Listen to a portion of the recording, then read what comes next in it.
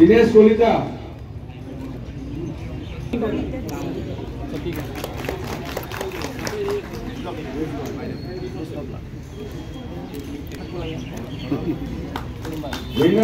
रीना सालोई रुबिना यास्मिन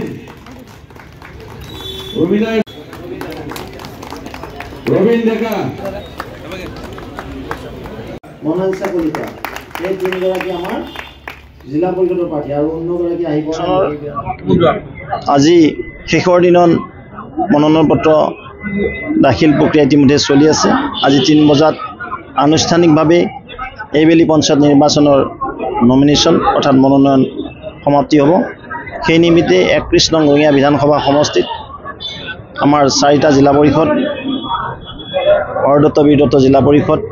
উপাৰ ৰঙিয়া জিলা পৰিষদ বৰিগুগ জিলা পৰিষদ আৰু পাণ্ডুৰ জিলা পৰিষদ এই 4টাৰ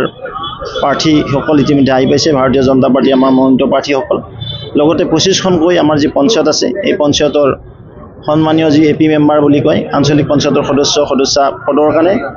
আজি মনোনয়নৰ শেষ দিন আৰু ইতিমধ্যে আমাৰ 21 গৰাকী ভাৰতীয় জনতা পাৰ্টি 4 গৰাকী অসম গণ পৰিষদৰ টোটেল 25 গৰাকী নমিনেশ্যনত অংশগ্ৰহণ লৈছে দেশৰ সন্মানীয় প্ৰধানমন্ত্ৰী নৰেন্দ্ৰ মোদী ডাঙৰীয়া বলিষ্ঠ নেতৃত্বত আজি দেশৰ যি আন্তঃগাঁথনি বৃদ্ধি হৈছে গৰিমা বৃদ্ধি হৈছে ভাৰতবৰ্ষ এক শক্তিধৰ হিচাপে ৰূপান্তৰ হৈছে ঠিক তেনে আজি অসমতো মাননীয় মুখ্যমন্ত্ৰী ডক্টৰ হিমন্ত বিশ্ব শৰ্মাৰ বলিষ্ঠ নেতৃত্বত অসমত যি বিৰামহীন প্ৰগতি যাত্ৰা অনিৰুদ্ধ যাত্ৰা হৈছে এই পঞ্চায়তৰ জৰিয়তে আৰু আমি অধিক সক্ৰিয় কৰি লৈ যাব বিচাৰোঁ সেই নিমিত্তে দেশৰ উন্নয়ন ৰাজ্যৰ উন্নয়ন সামগ্ৰিক উন্নয়ন দেখা পাই ভাৰতীয় জনতা পাৰ্টিৰ পিনে ৰাইজ গুণমুগ্ধ হৈছে আৰু সেই নিমিত্তে আমাৰ ৰঙিয়াটো যি উন্নয়ন হৈছে আমি ৰঙিয়াৰ পিকচাৰ সলনি কৰি দিবলৈ সক্ষম হৈছোঁ যোৱাবেলি যিদৰে আমাক পঞ্চায়তত আশীৰ্বাদ দিছিলে নিশ্চিতভাৱে এইবেলিও ৰঙিয়াবাসী আমাক আশীৰ্বাদ দিব মৰম দিব ভাৰতীয় জনতা পাৰ্টি এনডিএৰ সপক্ষে নমস্কাৰ মোৰ নাম শ্ৰী গীতিকা দাস মই 20 বৰিগুগ জিলা পৰিষদৰ পৰা এবাৰ প্ৰাৰ্থিত্ব প্ৰদান কৰিম কি কম আজি এটা বিশেষ দিন বিশেষ বুজাব নোৱাৰা অনুভৱ এটা ভাৰতীয় জনতা পাৰ্টিৰ আজি 12 বছৰৰ পৰা মই লাগি আছো তেতিয়াৰ পৰা মই দলৰ হৈ কাম কৰি আছো কোনো এটা নিজৰ ফালৰ মোৰ পাৰ্সনেল একো বিচৰা নাই কিন্তু আজি মোক ভাৰতীয় জনতা পাৰ্টি নিশ্চয় মোৰ কষ্টৰ বা ত্যাগৰ ফল হিচাপে মোক আজি ভাৰতীয় জনতা জিলা পৰিষদৰ প্ৰাৰ্থী হিচাপে নিৰ্বাচিত কৰিছে যি নহওক মই ৰাইজৰ হৈ ওলাই আহিছো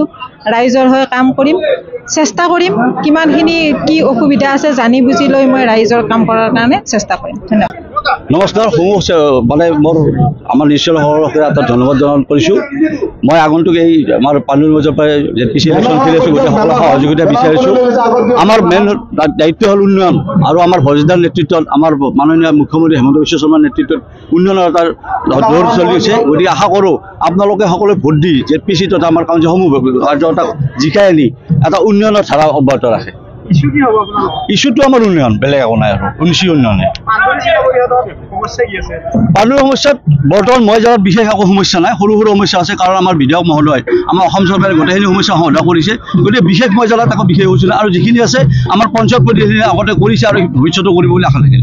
নমস্কাৰ মোৰ নাম শ্ৰী মোনালিসা কলিতা মই হৰদত্ত বীৰদত্ত জিলা পৰিষদৰ পৰা আজি মনোনয়ন পত্ৰ দিম মানে মোৰ বহুত ভাল লাগিছে ৰাইজ ওলাই আহিছে আজি আমাৰ ভাৰতীয় জনতা পাৰ্টিৰ যিখিনি উন্নয়ন ইখিনি দেখি মানুহ ওলাই আহিছে মোৰ মানে মই বহুত উৎসাহ পাইছোঁ মোৰ বহুত ভাল লাগিছে মই ৰাইজৰ কাম কৰি যাম ৰাইজৰ যিখিনি অসুবিধা আছে মই এইখিনি পূৰণ কৰিব চেষ্টা কৰিম খিনি আজি মানে বহুত ভাল লাগিছে আৰু ৰাষ্ট্ৰীয় স্বয়ংসেৱক সংঘৰ আদৰ্শৰে অনুপ্ৰাণিত হৈ যোৱা 22টা বছৰে ভাৰতীয় জনতা পাৰ্টিৰ যুৱ মৰ্চাৰ সাধাৰণ সম্পাদক মণ্ডলৰ সভাপতি আৰু উত্তৰ কামৰূপ জিলাৰ সাধাৰণ সম্পাদকৰ দৰে দায়িত্ব কাৰ্যনিৰ্বাহ কৰি গৈছিলোঁ আৰু এইবুলিও মই পঞ্চায়ত নিৰ্বাচনত ৰঙিয়া সমষ্টিৰ বিধানসভা সমষ্টিৰ ৰঙিয়া পূবপাৰ মণ্ডলৰ অন্তৰ্গত পূবপাৰ জিলা পৰিষদৰ ভাৰতীয় জিলা পৰিষদৰ সদস্য হিচাপে আবেদন কৰিছিলোঁ আৰু